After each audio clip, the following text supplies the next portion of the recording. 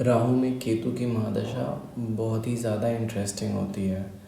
जब राहु में केतु की महादशा चलती है तो एक चीज़ सर्टेन है, राहु में केतु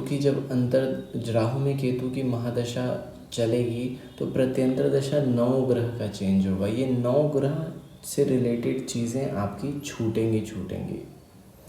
राहु में केतु में शनि, अगर शनि चौथे स्थान पे तो घर छूट जाएगा आपका। अब ये टेम्पररी होगा, परमानेंट नहीं होगा। जब तक राहु में केतु चलेगा इन 9 ग्रह की जैसे जैसे प्रत्यंतर दशा चेंज होगी उन ग्रह से रिलेटेड चीज़ें आप छोड़ोगे।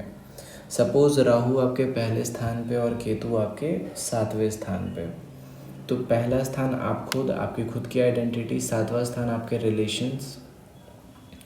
जब राहु की महादशा में केतु की अंतर्दशा चलेगी तो एक तरफ आप जो भी कर रहे होगे अपनी आइडेंटिटी को, आपकी आइडेंटिटी उसी से डिफाइन होगी।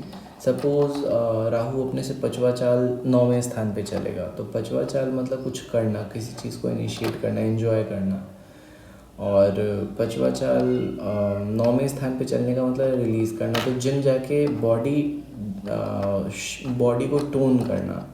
तो केतु इसी समय तीसरे स्थान पे रहेगा, तो लोग जितने भी आपके सर्कल हैं, जितने भी फ्रेंड्स हैं आपके तीसरे स्थान पे। तीसरा स्थान कैटेगराइजेशन का स्थान होता है, तो आप अपने दोस्तों को कैटेगराइज करके रिलीज़ करोगे। ये चेंज होता रहेगा अकॉर्डिंग टू महादशा, प्रत्यंतर दशा। अगर आपके शुक्र का प्रत्यंतर दशा चल रहा है, राहु में केतु में शुक्र की प्रत्यंतर दशा चल रही है, तो कोई आपकी गर्लफ्रेंड होगी वो छूट जाएगी। अगर शादी का रिश्ता आया है तो वो छूट जाएगा। अभी छूटने का मतलब गलत वे में नहीं है, ये अच्छे के लिए छूटता है।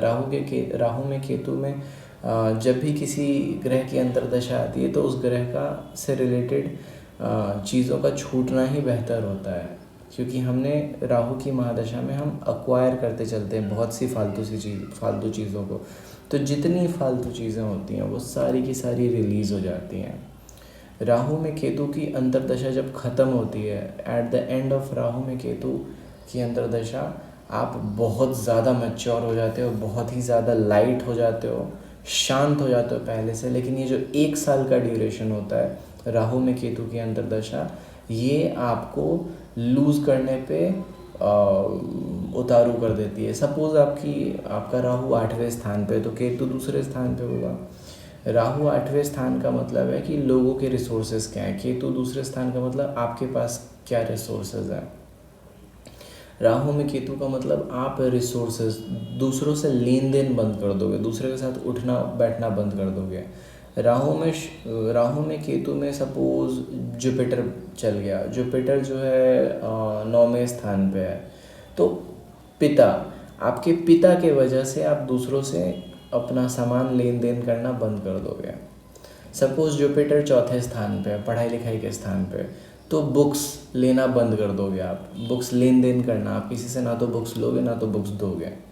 सपोज जुपिटर छठे स्थान पे है, तो आपके वर्क एथिक्स, तो जब आप कहीं काम करने जा रहे हो तो आप अपने टूल्स, जो आपकी पेंसिल हो गई, पेन हो गया, ये सब ना तो आप शेयर करोगे ना ही किसी से लोगे। तो राहु में केतु का चलना इम्पॉर्टेंट होता है। अगर राहु केतु नेगेटिवली प्लेस्ड है तो ये थोड़ा ज़्यादा परेशानी करने वाला समय बन जाता है। अब नेगेटिवली प्लेस्ड कैसे हो, तो विष कुंभ योग, शनि या तो केतु के साथ बैठा हो या तो राहु के साथ बैठा हो। जब या तो शनि के साथ बैठेगा या राहु के साथ बैठेगा तो हमेशा अपनी 7वीं दृष्टि राहु केतु पे ही डालेगा। तो जैसे 7वीं दृष्टि राहु केतु पे पड़ेगी, ये पीड़ित हो जाएंगे, पीड़ित कहलाएंगे फिर। तो जब राहु में केतु की अंतर्दशा चलेगी आप पीड़ित चलोगे।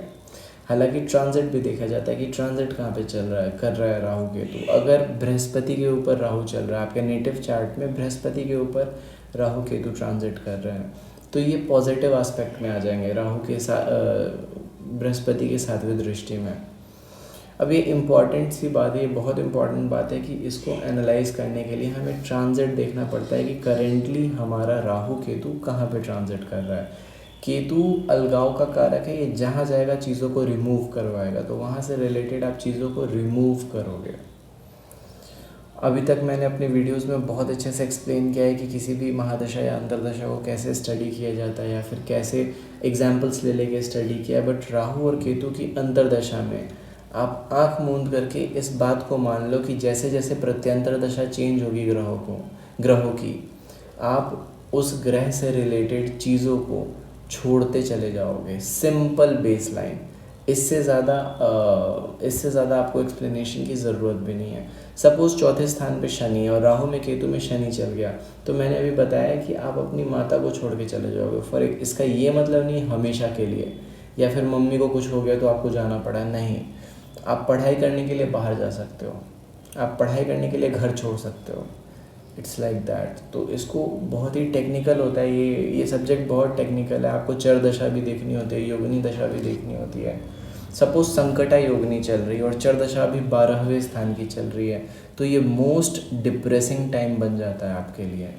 तो महादशा, ग्रहों की महादशा एक सिंगल एस्पेक्ट होता है आपके लाइफ का, जिसको जो कंप्लीट पिक्चर नहीं बताता। आपको कंप्लीट पिक्चर समझने के लिए चर दशा भी देखना पड़ता है, योगिनी दशा भी देखना पड़ता है, ट्रांजिट देखना पड़ता है, और आपको अष्टक वर्ग में किसी स्थान पे कितने पॉइंट्स लेके बैठा है कोई ग्रह।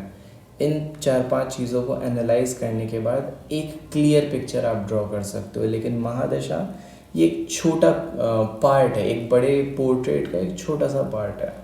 आप बैकग्राउंड सेट करते हो महादशा और अंतरदशा से। तो जब भी राहु में केतु की अंतरदशा चलेगी, आप चीज़ों को लूज़ करोगे। किन चीज़ों को? तो हर उन चीज़ को जिसकी प्रत्यंतर दशा चलेगी। 9 ग्रह हैं, 9 ग्रह देख लो आप आपकी कुंडली में कहाँ बैठा हुआ है, और उसी से रिलेटेड आप चीज़ों को लूज़ करोगे। सपोज़ आपका शुक्र बैठा हुआ है 11वें स्थान पे, तो राहु में केतु में शुक्र का मतलब है जितनी भी फ्रेंड्स हैं आपके, आप जो वर्क कर रहे हो, जहाँ से पैसे आ रहे हैं आपको, उस जगह को आप छोड़ दोगे। अब ये प्रमोशन के लिए भी हो सकता है या डिमोशन के लिए भी हो सकता है आपको कंपनी से निकाल दिया जाए या फिर आप किसी और कंपनी में ज्वाइनिंग ले लो। तो ये सब आप किस कंपनी में जाओगे या फिर सेम कंपनी में रहोगे, ये चर दशा से देखा जाएगा। तो इसीलिए ये सब्जेक्ट एस्ट्रोलॉजी का सब्जेक्टिव बन जाता है, बिकॉज एक सिस्टम से कोई एक चीज़ क्लैरिफाई नहीं की जा सकती। आपको 4-5 सिस्टम एनालाइज करने पड़ते हैं किसी एक पिक्चर को ड्रॉ करने के लिए। राहु सपोज आपके 12वें स्थान पे है और केतु आपके 6ठे स्थान पे है, और राहु में केतु की महादशा स्टार्ट हो गई। तो इस समय आपको ये देख लेना है कि राहु कहाँ पे चल रहा है, केतु कहाँ पे चल रहा है। तो राहु सपोज चौथे स्थान पे चल रहा है, तो केतु हमेशा 10वें स्थान पे चलेगा। तो जब राहु चौथे स्थान पे चलेगा तो लॉस ऑफ स्टडीज़, और केतु 10वें स्थान पे चलेगा तो लॉस ऑफ प्रोडक्ट। जो भी आप फिनिश कर रहे हो, आप अपना काम फिनिश नहीं कर पाओगे जल्दी। इन दोनों की अंतरदशा, महादशा और अंतरदशा चल गई। तो हमेशा महादशा और अंतरदशा नहीं, प्रत्यंतर दशा देखना आपको किस चीज़ का प्रत्यंतर दशा चल रहा है। राहु में केतु पहला प्रत्यंतर दशा चलेगा। तो केतु में केतु का मतलब है, पहले तो राहु आपका 12वां स्थान, आपका लॉस, आपका रिमूवल, कहीं घूमने फिरने जाने की जगह, घर छोड़ के चले जाना, कम्युनिटी छोड़ देना, और ये शॉर्ट पीरियड के लिए। और उसमें केतु आपका 6ठा स्थान, जो आपका वर्क होता है, वर्क से आपको मतलब ही नहीं है। तो राहु और केतु, जो आप अपनी कम्युनिटी छोड़ के जा रहे हो और अपने आपके वर्क से आपको मतलब ही नहीं है, इसको जोड़ कौन रहा है? तो प्रत्यंतर दशा केतु आपका वर्क ही जोड़ रहा है। आपको एक्स्ट्रा वर्क दे दिया जाएगा, फिर आप वर्क छोड़ोगे और कहीं चले जाओगे घूमने फिरने के लिए। इसका सिंपल यही मतलब होता है। जिस कम्युनिटी में आप अभी हो, वो कम्युनिटी आपकी छूटेगी। अब इसका ये मतलब नहीं निगेटिवली आप मतलब निकाल लो। हो सकता है पॉजिटिव चीज़ों के लिए गए हो, तो चर दशा पर डिपेंड करता है। अगर चर दशा 11वें स्थान की चल रही है तो आप अच्छी चीज़ों के लिए जाओगे। अगर 12वें स्थान की चर दशा चल रही है तो फिर वो नेगेटिव डिप्रेशन एस्पेक्ट शो करता है। तो इस तरीके से आपको महादशा के ग्रहों को भी एनालाइज करते चलना है कि कौन सा ग्रह किस तरीके से अफेक्ट कर रहा है प्रत्यंतर दशा में। So this was my analysis on Rahu की महादशा एंड केतु की अंतरदशा, जिसमें आपको प्रत्यंतर दशा देखना बहुत ज़रूरी है हर महादशा और अंतरदशा में। So stay tuned, subscribe.